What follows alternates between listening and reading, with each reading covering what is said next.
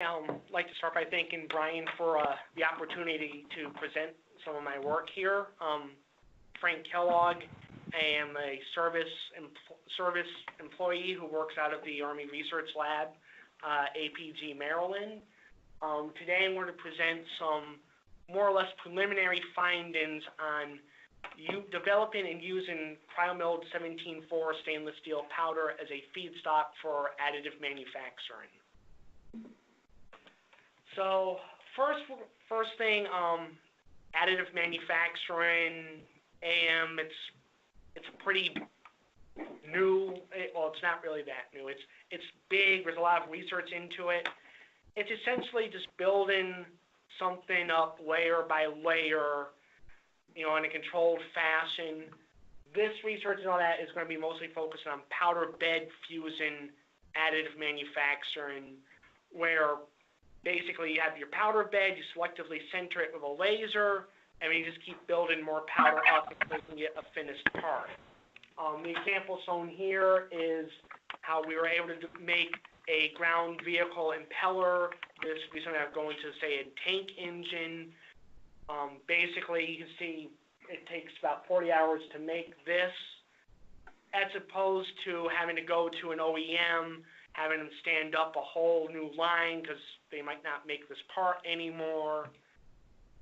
So it really helps with the Army to make stuff on demand that you can't just go buy off the shelf anymore, if you ever could. And the main challenge we have to look is you can make these parts, and then we need to qualify them so that you can actually use them in the field with confidence that it's going to do the job it needs to do. So kind of the benefits of adapting AM for the Army mentioned. It's on-demand manufacturing at the point of need. Right now, if you're going to ship off to fight in Afghanistan, you have to have a logistics tail to supply. You have to actually bring a lot of the stuff with you so that if anything breaks in the field, you actually have to have the replacement part there.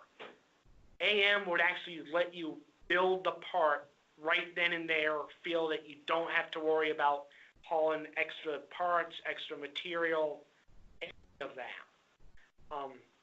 AM also, it opens up the design window immensely compared to everything, to more traditional manufacturing processes.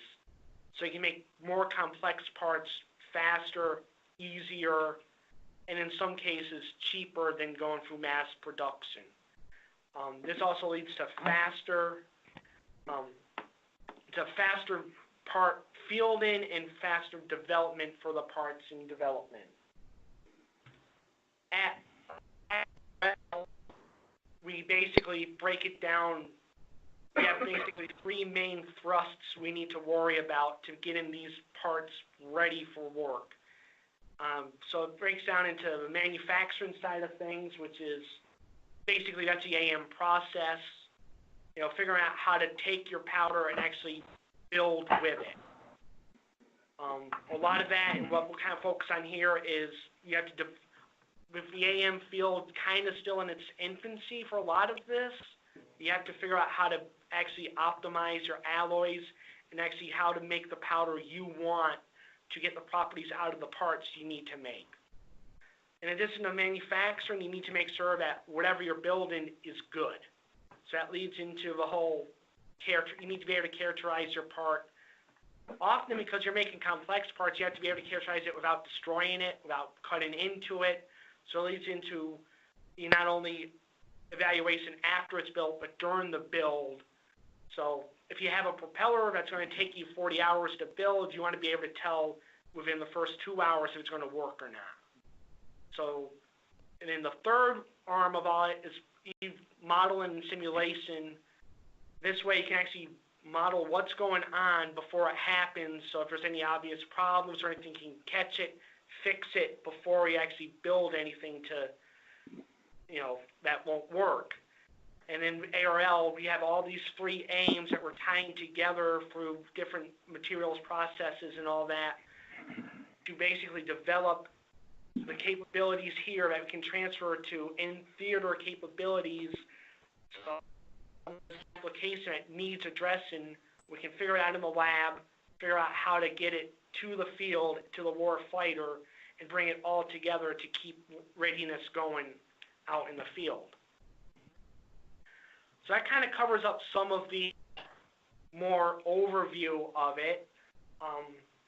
Now, one of the things is we keep talking about with the powder, theoretically the best powder for additive manufacturing is going to be perfectly spherical powders. However, if you have any experience with it, you don't always get that. Different manufacturers, different chemistries, you might get all kinds of different, powders out of it. As this image shows here, you can get them that aren't spherical. They may have satellites, or they have a good shape. In some cases, the powder is going to have holes or porosity in it. If you build your sample of a porous powder, those pores don't go away. So now your part's being lessened because your powder quality is lessened. So one of the aims we're looking at is you can pre-process the powder to change how it behaves, never change the morphology on it, remove that porosity, and in some cases you can make the powder stronger through nanostructuring. So to deal with all of that, we're looking at cryomilling the powder. Essentially, what we're doing is getting a ball mill, and it's powder to it, we're milling it in liquid cryogen. So we milled the powder. Hey, how are you? Hey, congratulations. Thank you. Whoever's got their mic unmuted, can you please mute yourself? No, just enjoy the summer. Yeah. That's good. No, really. I'm sad waiting until now because I've just been retired and there's nothing but day after day. So basically, we're cryomilling it. We're ball milling in liquid cryogen. In this case, it's nitrogen. The advantages here is it's a relative low energy process, so you're not really making tiny little nano-sized nano powders, which are not as safe to handle. You're going to end up with a nanostructured micron-sized powder, which is easy to handle. You don't have to worry about it, spontaneously catching on fire or anything like that. What's the technical difficulties? There you go. Sorry about that. So we have a micron-sized nanostructured powder, so we've improved the strength on it. The milling it in the cryogen can help maintain that nanostructure through different forming and forging processes. The cryogen can also protect it from oxidation. So in this case, if you're looking with an aluminum alloy, you can actually have aluminum at the end, not alumina. You can also change it by milling the powder. You can also change the chemistry of that surface because you're constantly making new surfaces. And they're not being oxidated, again, because you're in the liquid cryogen. You can also, through process parameters of the milling, you can actually dictate what your final morphology is going to be, which will have a big role in how you process the powder down the line. So this picture here is the cryomill setup at ARL.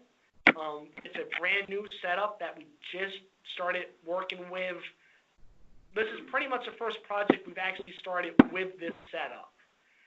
What's really special about this one is it's a lot larger than we've been working with before, but it's fully integrated with a glove box. So when you're all done milling it, you have your powder. It's a slurry with the cryogen. You can actually just put it right into the glove box without any exposure to the lab atmosphere. This is going to be a great help with making sure, again, to control that oxidation, to keep the powder pure after you milled it so you can keep the properties we are really looking for. So this is the propeller shaft setup that is actually doing the milling action. The nice thing on this one is always previously they were controlled by thermocouples to dictate how much cryogen is in the tank. This one we switched up to a laser system for it. So it's a lot more concise, gives us a lot more control, and you don't have to worry about it going bad as often as you would with a thermocouple. So shifting gears a little bit, we're cryomilling this powder.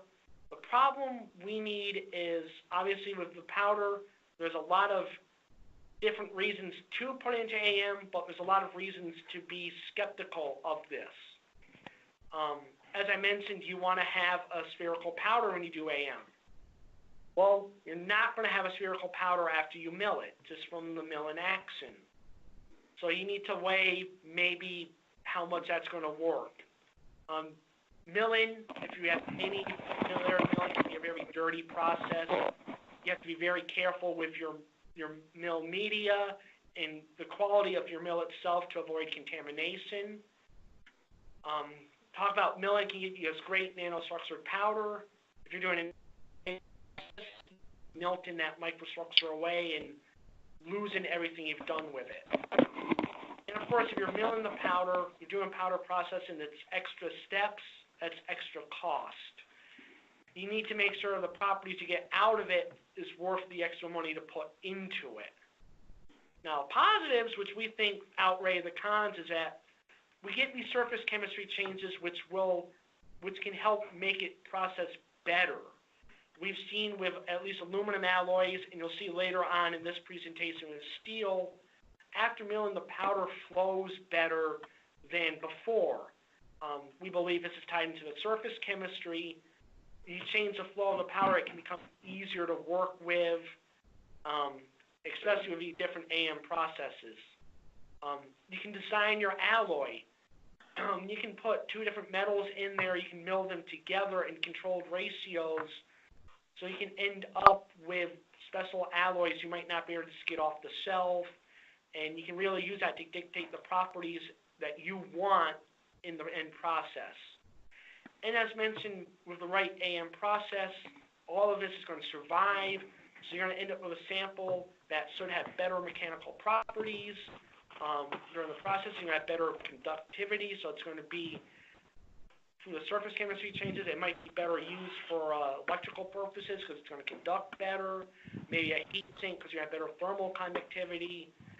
So we think based on what your end result is, what your end goal is going to be, the cryomilling process brings a lot to the table for designing an AM alloy. So for these particular studies, what we did is we took 2 kilograms of 17-4 stainless steel powder. The powder was gas atomized in argon. We added a small amount of stearic acid to the powder. This is to avoid excess agglomeration during the mill process. We used, for every 1 gram of powder, we used 32 grams of milling media, in this case, 1/4-inch stainless steel balls, and we milled it for 2 hours. Again, these were just preliminary to see what we would get out of the mill and how it would work. So down the road, we'd probably be looking at changing a lot of this, and I'll get into it a little bit later on why.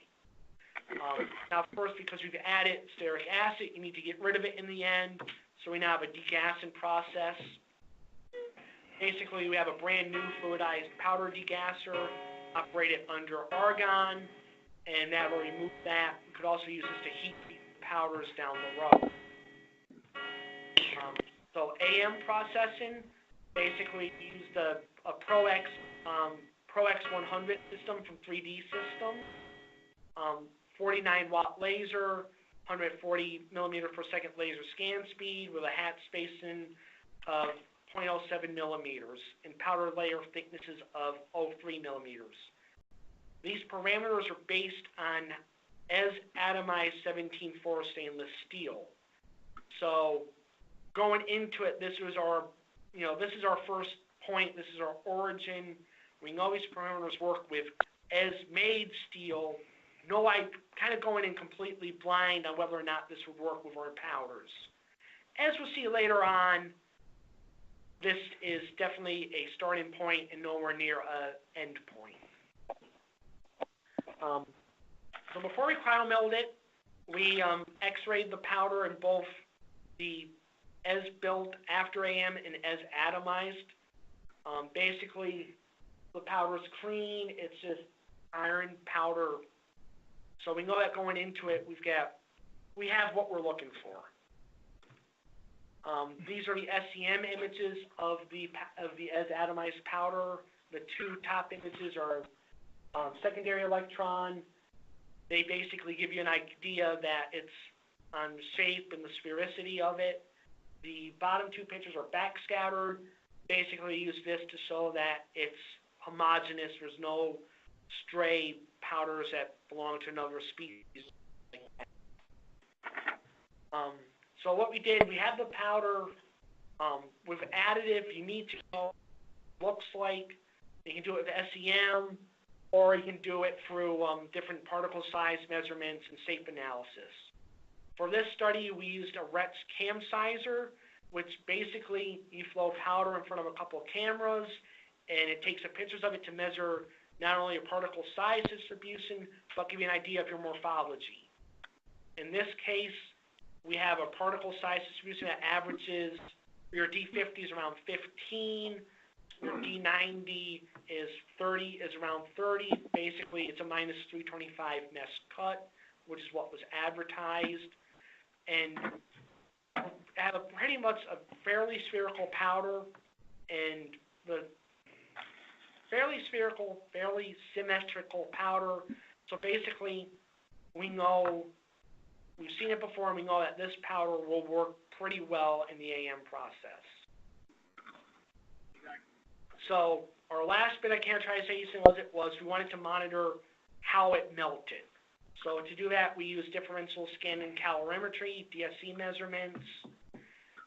These results were kind of interesting, and where we can see the as-built sample didn't exhibit the same solidification behavior as the powder. It's still kind of, we're still trying to figure out exactly what that means for what we're doing here, because oftentimes, especially with these temperatures and alloys, people don't really look at the DSC to track solidification as much as they do melting.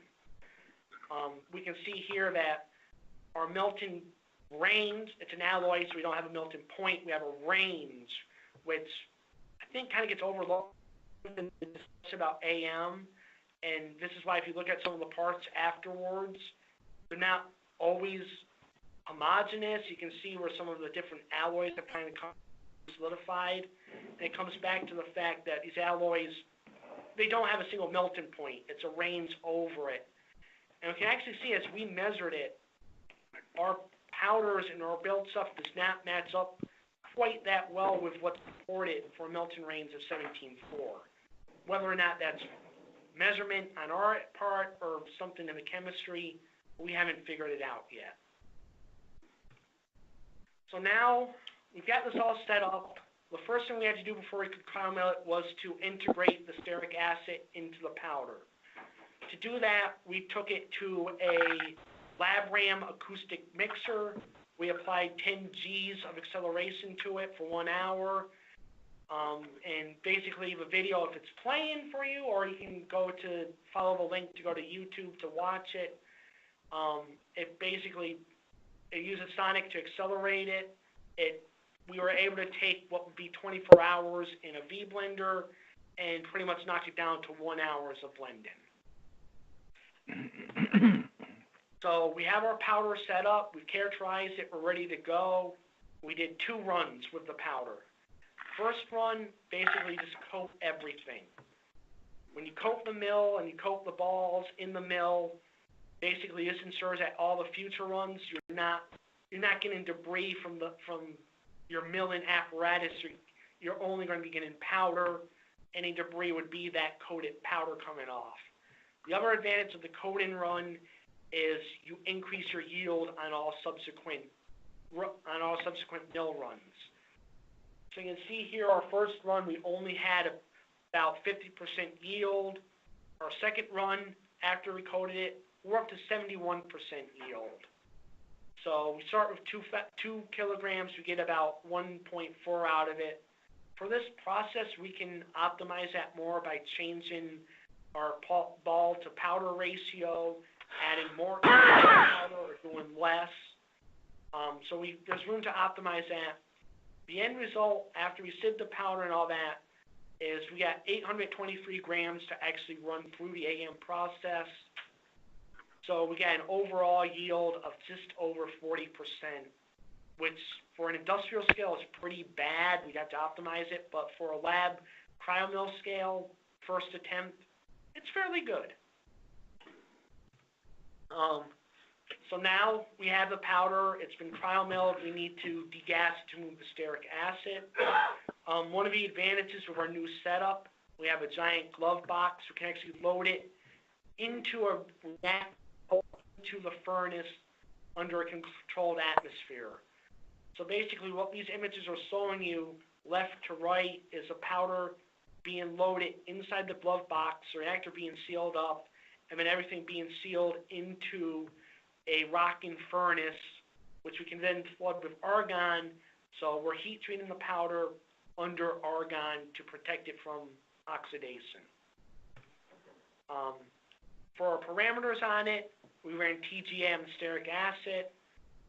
We see that basically by the time we're up to 375 or so, there is no more stearic acid. It's pretty much dissolved. So we chose to run at 325 for 6 hours to make sure we've totally moved it before we use it for anything. This was our first run with the furnace, so unfortunately we weren't able to actually nail our parameters. We had some PID issues, which is why our measured thermal process history did not match up with what we wanted. It's not that big a deal at this point because we didn't really nanostructure the powder, so we don't need that precise control to protect it. These would obviously, they're already better. They're going to get better as we run it more and we work with the manufacturer. So now, earlier I showed XRD of the as atomized material. Now we're comparing as atomized powder to the cryomilled and degassed powder. One thing to note on this one is we had to go to a different X-ray unit. So this is copper. The previous one used cobalt for radiation source. It's why the scans aren't as nice. But the main takeaway on this one is we haven't added anything to the powder. We don't have any obvious contaminants in there. So more or less, this powder, the cryomilling process produced clean powder for us. So we have it. Then we wanted to compare how the particle size distribution and morphology changed after milling. You can see that basically the cryomilled, it gets a little bit bigger as you're cryomilling it because you're taking all the fines in it. You're pretty much messing them together. You're making agglomerates out of them. Once you sieve it, and once we sieved it after degassing, it's basically the same. It's got very similar particle size distribution. It is more slanted to larger particles, but again, it's nothing that the Pro X100 can't already handle. The really thing we thought was really interesting in it is our morphology, according to the measured numbers, didn't change that much. So when we saw these measurements, we were really excited. We figured, well, a symmetry difference from 0.91 for the atomized to 0.89 for cryomilling. We haven't changed it a lot, so we're happy with this. This should be really nice. And then we put the powder in the SEM. And as you can see from these images, we don't have spheres anymore, we have plates. What happened with the measurements is whenever you have an optical measurement for particle size distribution or morphology, it's a 2D measurement of a 3D world. So when it sees a nice sphere in it, it's not seeing the guys on end that are flakes. So in this case, you can see on the high resolution, on the higher magnification images, any of the particles that fall in front of the camera on that on end, well, it doesn't pick those up. So the cam size or measurements of this powder really are not very accurate. And when designing, when running the powders and all that, and making these measurements, it's something you need to keep in mind where the SEM you really need to use it to actually get a visual idea of what your powder actually is. So this did give us a step back because flakes normally don't flow well. Vast majority of powder processes don't like flakes. So we kind of looked at this and we're like, well, what else might be wrong with it? We ran the DSC analysis and we found that we didn't really change the melt behavior of it. There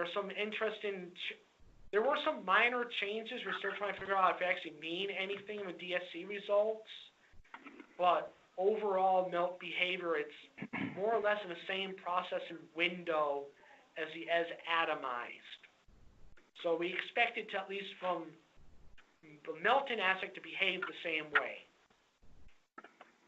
And we went to print it under the parameters and everything, and instead of getting nice solid cylinders, we made foams where it's incredibly porous.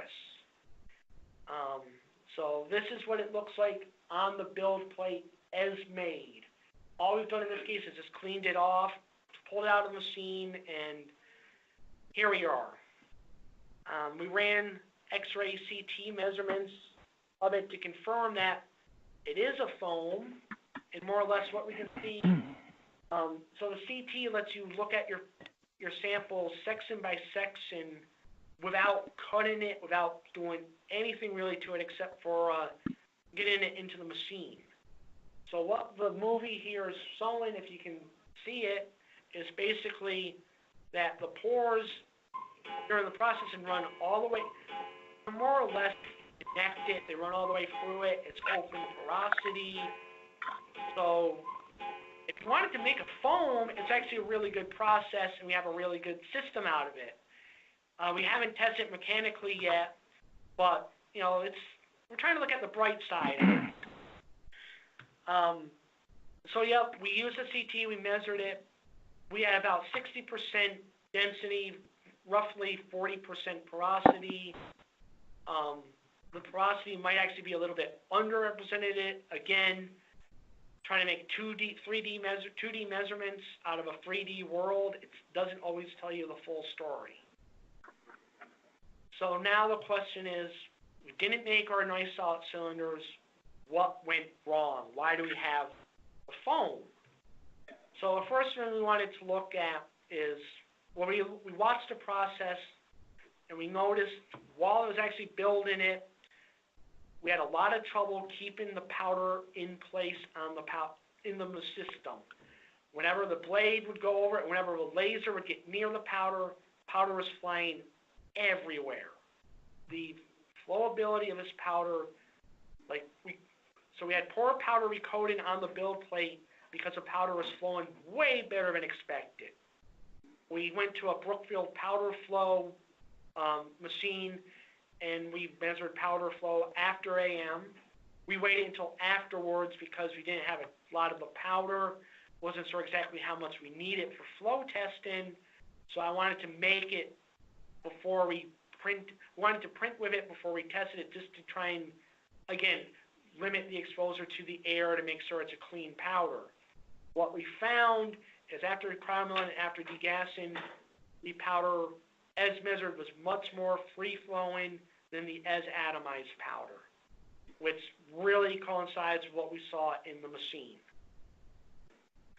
So now that we figure, and the really interesting part in it is that, as mentioned, flakes don't want to flow very well. You get a couple on end, they're going to bump into one another, and it's generally bad for flow. Here we have flakes that outflowed spheres, which we think at this point can all be treated back to surface chemistry changes made during the milling process, where we don't have any oxide layers on the surface of the powder. It's nice, clean iron powder. So we don't have, a lot of the surface interactions are now changed, and we believe that's why we get our improvements to powder flow. So conclusions from all of this, main thing is we have a foam. It was able to survive removal from the build plate without falling apart. So there's a little bit, we haven't tested for it, but there is some mechanical integrity. Having made a foam, there's different ways, you can actually, different applications to use it. For instance, this might be a better thermal insulator if there's any reason to look at it that way for like radiator grills or something like that. And we definitely, so, you know, one of the hypotheses I had going into this was we can change the powder flow for cryomilling. I think we've proved that pretty well here. So now the question is, how do we fix this so we can take our cryomilled powder and actually make a part we want to use out of it? So there's different parameters we can play with. For instance, on the AM side of things, if we slow the laser down, it's going to have an easier time keeping the powder the build plate covered. If we keep it covered better, it's going to melt better, and we're not going to have a lot of the porosity. Another way to combat that is to increase our layer thickness. Again, that puts more powder on the plate, so that's going to help control how much the powder is blowing around in the machine. On the mill side of things, well, maybe we increase the energy. Maybe we go longer milling times to really try and beat those plates up into maybe more gravelly type, more morphology on it. Stearic acid, maybe we want those to agglomerate a little bit more, so instead of individual plates, we have boulders again. Maybe we want to use a different PCA to help, you know, prevent that happening. So that's another area we can change. We might be able to, after we milled it, maybe we can go and sphericize the powder again. If that would, we can do that under like atmospheres. We can control that surface chemistry still, and bring back the AM preferred morphology. Or maybe we can take that powder, blend it with spherical powder, and kind of make a composite build that may give us some added properties, some design parameters, and kind of try and see if that would help in that type of a fashion. Something like that might work a lot better with more cryomilling to get more of the nanostructure into the powder. So the overall conclusions we saw is after 2 hours, only took 2 hours of milling to completely change how it builds or behaves. So we can really get something good out of it maybe if we do even more milling to actually get into some of the mechanical property improvements you see with, you know, after 8, 16, 24 hours of cryomilling. So that's a great lead into what I want to do next. Basically, more milling, maybe more energy in the milling, different control aids. One thing I didn't really check on was the cryogen we used. We used liquid nitrogen. Liquid nitrogen's cheap, it's available, it's easy to work with. If you're familiar with 17.4, nitrogen isn't always a great introduction to it, as it can mess around with your end microstructure. So maybe next time we want to use liquid argon instead. One of our new mill is we can do that with no problems. So we have all these capabilities we can turn on and change with it that we're going to be investigating to see how it improves the use of a cryomilled powder as an AM feedstock. Other thing is, as I mentioned, we haven't done any parameter optimization for AM yet. So these powders as are may actually work if we just change how it's processed through the machine. The other thing we can look at is maybe use a different AM technique. Flakes aren't maybe that good, but you could still maybe use a solid state processing technique like a binder jet maybe, or cold spray, or different AM procedures and parameters may actually be, this powder may be more suitable for those than for others, which is something we need to look at down the road. Right before I wrap this up, I just want to put out some special acknowledgments to some of my colleagues. Dr. Mike Kornecki for his help on some of the operations, Dr. Jan Yu for help with the powder flow, SURIVCE Engineering, Bowhead Science and Technology, and ORAL all contributed.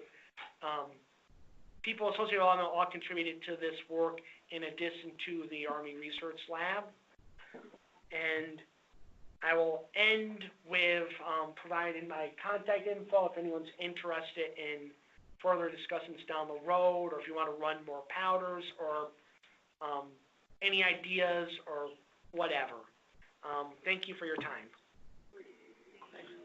All right, well, we'll open it up for about 10 minutes for questions, 5 or 10 minutes here for questions, if there are any.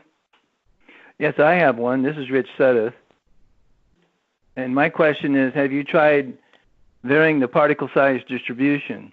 Because I found, particularly for most applications, that if you have a range of particle sizes, and you can control that by two ways. One of them by knowing the particle size separately, or by particle size distributions, and then blend particle size distributions.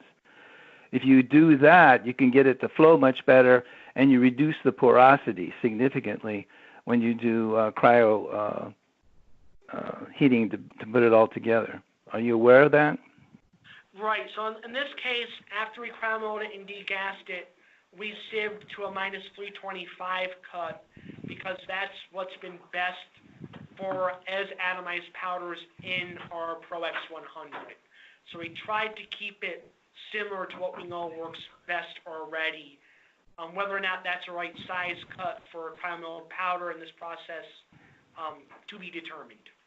Well, the truth of the matter is, normally it's a particle size distribution that you want to minimize the porosity. Okay?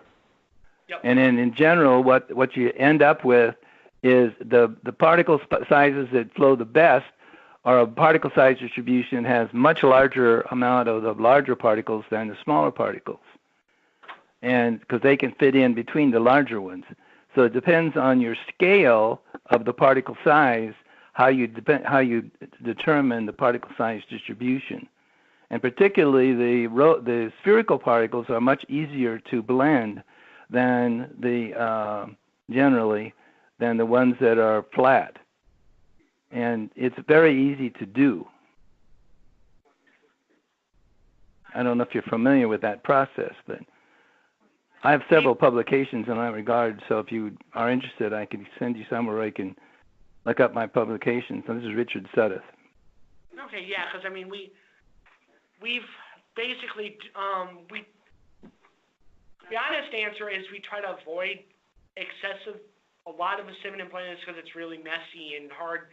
If you don't have the right manpower, you don't have the lab set up, it can be hard to do. It's something we've talked about, isn't something we've actually, gone ahead and experimented a lot with. Well, what we've done in blending, for example, applications for the oil industry, and blending calcium carbonate particles going down in the oil wells, is you have several particle size distributions, and you blend the part. You have them already made up, and then you just blend the particle size distributions, and that works out pretty darn good. Okay. If you can't get them separate. Okay. Well, hey, we got another question here that was typed in online. I don't know if you want to read that here. This one? Yeah. Okay, so the online question is, could the high, I'm going to paraphrase here, could the high reflectivity of the flat plates have reduced the heat and effectivity of the laser? Interesting question that I unfortunately have no idea. Possibly. It's definitely a possibility. We've really changed the aspect ratio, so I would imagine we probably have changed how it melts, but I don't know how to turn that back to, how to relate that back to reflectivity. We got another question here. Hey, so you mentioned, Tim Farr with SURIVCE. Hey, you mentioned that you haven't had time yet to do a ton of optimization. So the question is about particle morphology. How close to 1 are you trying to achieve, or do you think is good when it comes to symmetry or being spherical, and what are you comfortable with? So as far as I know, the consensus in the literature is perfect spheres are going to be the best powders, best parts. I am not convinced that that's necessarily true, because as it was mentioned before, the machines need a specific particle size distribution, and they like the spheres. Why? I guess most of it just comes down to, well, it flows better. I can make flakes flow better than spheres, so does that necessarily mean that you need to be spherical? Again, conventional wisdom is yes, but I don't think we've done enough into all of this to really come out and say it has to be that way. And if that's just me not being too in-depth on it, I don't know yet. That's just kind of my overall speculation on it. So down the line, a goal would be repeatability, right? So if you can just dial all of these factors, the multiple processes in line here, Cryomilling and the creating the slurry or degassing and create the same data, you'll know that you get a repeatable process. Correct. Okay.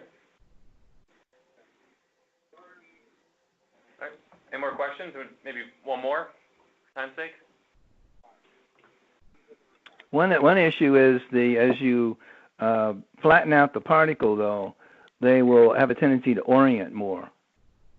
And after you get a maximum random particle size distribution, I mean the maximum fraction at which they'll be random.